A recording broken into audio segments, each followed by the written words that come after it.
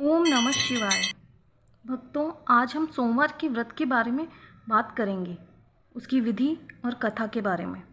सोमवार का व्रत सामान्यतः तृतीय पहर तक होता है। इसमें फलाहार या पारायण आदि का कोई विशिष्ट नियम नहीं है, किंतु भोजन केवल एक ही समय करना चाहिए। इस व्रत में भगवान शिव का पार्वती सहित पूजन करना चाहिए। सोमवार के व्रत 3 प्रकार के होते हैं: साधारण, सौम्य प्रदोष, इन 16 सोमवार। तीनों ही व्रतों में पूजा विधान समान है। शिवजी जी और पार्वती की पूजन के पश्चात कथा श्रवण करनी चाहिए। ओम नमः शिवाय। तो अब शुरू करते हैं सोमवार व्रत की कथा। किसी नगर में एक अति धनवान साहूकार रहता था। धन एवं वैभव की संपन्नता होते हुए भी वह पुत्राभाव के कारण अत्यंत दुखी था। पुत्रेच्छा से वह साहूकार प्रति सोमवार को शिव भगवान का पूजन व व्रत करता। इन सायकाल शिव मंदिर में दीप प्रज्वलित किया करता था। साहूकार के भक्ति भाव से प्रसन्न होकर शिव प्रिया पार्वती जी ने शिवजी जी से इस प्रकार कहा: स्वामी, आप तो समस्त सिद्धियों को देने वाले महादेव हैं। यह साहूकार आपका अनन्य भक्त है। आपका व्रत व पूजन सदा बहुत श्रद्धा से करता है। आप तो आशुतोष हैं। इस पर प्रसन्न होकर इसकी मनोकामना को पूर्ण क्यों नहीं करते प्रभु? तब चंद्रमौली भगवान शंकर बोले: हे प्राण प्रिय, प्रत्येक मनुष्य अपने कर्मों के फलों के अनुसार ही भोग भोगता है। कर्म बहुत प्रबल है, बीज के अनुसार ही फल प्राप्त होता है। यह साहूकार भी इसका प्रतिवाद नहीं है। यह सुनकर पार्वती बोली: नाथ, आप मुझे टाल देना चाहते हैं। कर्मों से भाग्य निर्मित होता है, यह सही है, किंतु सर्वसमर्थ आप जैसे जगदीश्वर के लिए किसी का भाग्य पलट देना असंभव नहीं है। ऐसा कोई कार्य नहीं जो आप चाहें और न कर पाएं, और फिर आप अपने भक्तों को कष्ट नहीं हरेंगे तो मनुष्य आपका पूजन तथा व्रत क्यों करेंगे? पार्वती का आग्रह देख भगवान शिव विवाद में न पड़ते हुए इस प्रकार बोले: प्रिय, यह पुत्र भाव से दुखी है। इसके भाग्य में पुत्र सुख नहीं है। तथापि तुम्हारे आग्रह करने पर मैं इसे पुत्र प्रदान करूंगा, परंतु वह 12 वर्षों से अधिक जीवित नहीं रह सकेगा। यमराज उसे साहूकार से छीन ले जाएगा। इससे अधिक मैं अपने इस भक्त के लिए कुछ नहीं कर सकता। भगवान शिव और उनकी प्राण वल्लभा पार्वती जी के इस संवाद को साहूकार ने भी सुना। उसे यह सुनकर न तो दुखी हुआ न हर्ष ही। वह पूर्ववत सदा की भांति नीलकंठ शंकर जी का व्रत और पूजन करता रहा। समय आने पर साहूकार की पत्नी को एक सुंदर पुत्र हुआ। साहूकार के घर में प्रसन्नता की लहर दौड़ गई। भारी खुशियां मनाई गई, किंतु साहूकार ने अधिक प्रसन्नता न दिखाई, क्योंकि वह जानता था कि उसके पुत्र की आयु मात्र 12 वर्ष ही है। उसने यह रहस्य अपने तक ही सीमित रखा, क्योंकि वह औरों की खुशियों में भंग नहीं डालना चाहता था। साहूकार का पुत्र 11 वर्ष का होते होते अत्यंत सुंदर तथा स्वस्थ किशोर हो गया। तब उसके शरीर शौशट से संतुष्ट होकर उसकी माता ने साहूकार से उसके विवाह के लिए कहा, किंतु साहूकार ने बात बदलते हुए कहा कि पहले वह अपने पुत्र को विद्या अध्ययन के लिए काशी भेजेगा। इस प्रकार अपनी पत्नी को समझा बुझाकर बालक के मामा के साथ काशी भेज दिया और बहुत सा धन देकर उससे कहा, इसे काशी विद्या अध्ययन के निमित्त ले जाइए। मार्ग में जिस स्थान पर भी ठहरे वहाँ यज्ञ करते हुए तथा ब्राह्मणों को भोजन कराकर दान दक्षिणा से संतुष्ट कर बालक को उनका आशीर्वाद दिलाते हुए जाइएगा।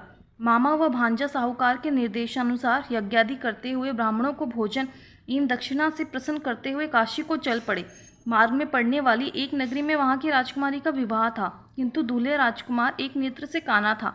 अतः दूल्हे के पिता को राजकुमारी एवं उसके माता पिता द्वारा विवाह में आपत्ति उठाए जाने की आशंका थी। तभी मार्ग में जाते साहूकार के पुत्र को राजा ने देखा।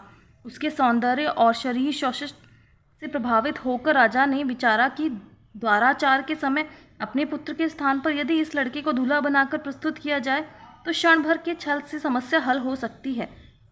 सो उसने साहूकार के पुत्र और उसके मामा को सहमत कर वैसा ही किया।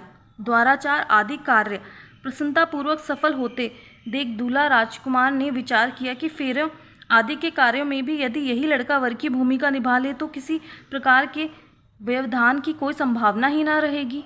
बाद में तो राजकुमारी को स्वयं दूल्हे के साथ विदा होना ही है।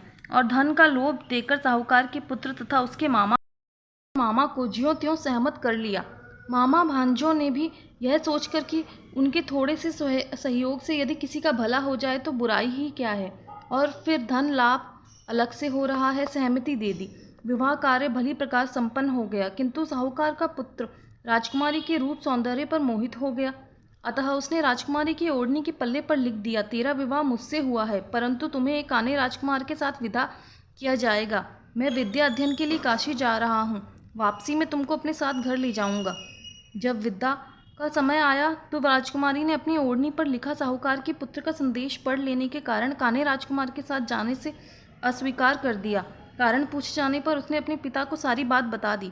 उसके पिता ने भी यही उचित जाना कि जिससे राजकुमारी का विधिवत विवाह हुआ है, यही राजकुमारी को पत्नी के रूप में ले जाने का अधिकारी है। अतः कान्हे राजकुमार के छल पर क्रुद्ध होते हुए राजा ने उसकी बारात बिना कन्यादान किए ही वापस लौटा दी। साहूकार के पुत्र ने काशी पहुंचकर विद्या अध्ययन आरंभ कर दिया। उसके मामा अपने भांजे की ओर से यज्ञ करता रहा। 12 वर्ष की आयु पूर्ण हो जाने पर साहूकार के पुत्र का स्वास्थ्य बिगड़ गया।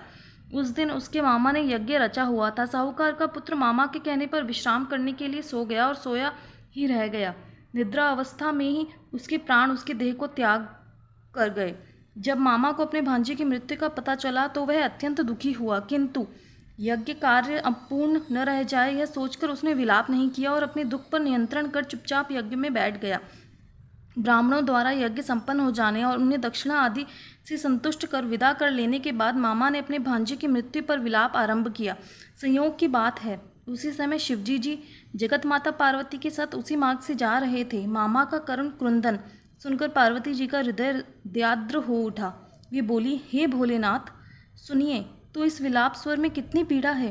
प्रतीत होता है कि वेदना ही विलाप के रूप में बह रही है। इस दुखी के कष्टों का हरण कीजिए। इस प्रकार कहकर जब पार्वती शिवजी जी को साथ ले वहां पहुंची तो साहूकार के पुत्र को मृत देखकर वह कहने लगी, स्वामी, यह तो उसी साहूकार का पुत्र है जिसे आपने कृपापूर्वक पुत्रवान होने का वर दिया था। इस पर शिवजी जी ने कहा, हे प्राण वल्लभे, जैसा कि मैंने पहले भी कहा था, इसकी आयु 12 वर्ष ही थी। यह अपनी पूर्ण आयु भोग चुका है। अब तो इसके माता पिता व संबंधियों को इसके वियोग की पीड़ा झेलनी ही होगी। तब जगत माता पार्वती का हृदय वात्सल्य और करुणा से आप्लावित हो गया। उन्होंने आग्रहपूर्वक शिव से कहा, हे प्राणनाथ, आप तो सभी को वर देने वाले भंडारी हैं। इसके पिता के व्रतों व पूजन का तथा इसके मामा द्वारा किए गए यज्ञों व दान आदि का कुछ तो सुफल इन्हें मिलना ही चाहिए। दान व भोजन से संतुष्ट व तृप्त होकर जो ब्राह्मणों ने इसको दीर्घायु व चिरंजीवी होने के आशीष दिए हैं, प्रभु, उनकी मर्यादा भी आपको रखनी चाहिए। आप कृपा पूर्वक इस बालक को जीवन दान दीजिए। इस प्रकार पार्वती द्वारा बार बार आग्रह किए जाने तथा विभिन्न सुतर्क देने से औगर दानी गंगाधर शिव ने प्रसन्न होकर साहूकार के पुत्र को जीवन दान दिया और पार्वती सहित कैलाश को चले गए। भांजे को पूर्ण जीवित देख मामा के हर्ष और आश्चर्य की सीमा न रही।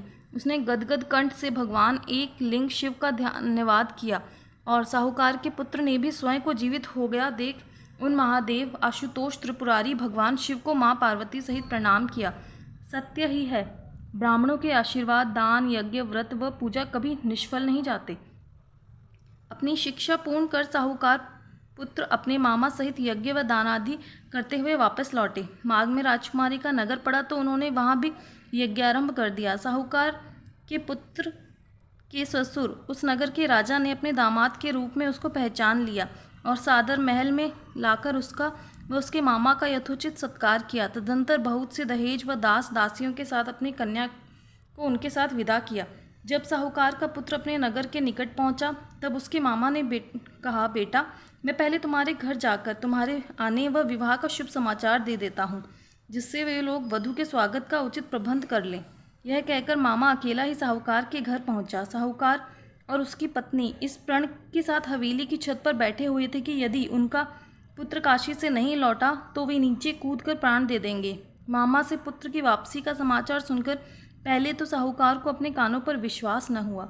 फिर मामा के शपथ खाकर कहने पर साहूकार अत्यंत प्रसन्न हो पत्नी सहित हवेली की छत से नीचे उतरा और पुत्र के विवाह का समाचार जानकर उसने आनन फानन में वधू के स्वागत के सब प्रबंध कर डाले। तब तक साहूकार का पुत्र भी वहां आ पहुंचा। उसने अपनी वधू सहित माता पिता के चरण स्पर्श किए। साहूकार व उसकी पत्नी ने अपने पुत्र व पुत्र वधू को गले से लगाकर आशीष दिए और नववधू का यथोचित सत्कार किया। इस प्रकार साहूकार का पुत्र अपने घर लौटकर अपनी पत्नी व माता पिता के साथ प्रसन्नतापूर्वक रहने लगा।